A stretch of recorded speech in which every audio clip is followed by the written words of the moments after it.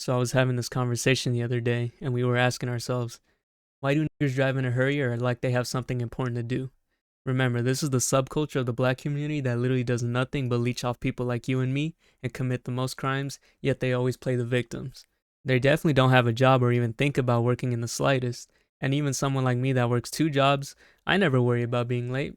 They also don't wait to go to their Section A home in a neighborhood that they destroyed the second they moved into to start drinking or smoking, which you can probably tell by the swerving and not being able to maintain their lane and that disgusting weed smell when you're passed by their clapped out car that has either no plate or expired tags, broken or even missing taillights, and that loud nigger jiggy jigaboo jungle jams fueled by the cheap Chinese subs that the marijuana smell probably drowns the smell of the burnt electrical wires inside the cab.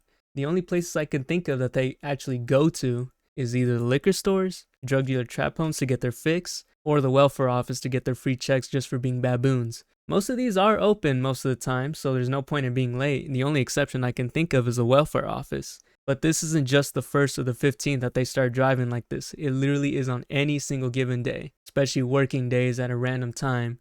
Maybe it could be that they scout out locations to rob at a certain time when nobody's at their home or the building has like low security or anything. They're on the lookout to start chimping out on someone just for looking at them a certain way by the subhuman way they act. These are the people that love to start fights for no reason or to shoot at one another, yet somehow they always blame other races for those huge issues that are only within their sub-community, because not all black people act like this. It's just most of them do. In reality, I have no idea. I sadly had to live around these monkeys and still cannot figure out why this is the culture and shit.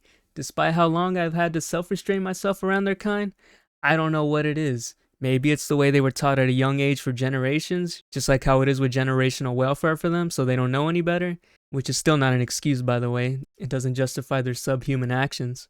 The worst part about this behavior is that it is tolerated by our ruling class, which we cannot notice the way certain cultures are, and if by some luck they get pulled over for their dangerous acts on the road, all they get is a slap on the wrist just because of the color of their skin, and the content of their character is completely overlooked, which is all done by design by our politicians and the media. And for the good black people out there, I'm sorry that we have to sometimes look at you a certain way, since most of the people that look like you are just worthless niggers. But I do understand, because some of the Hispanics and the Latinos I see act this way as well.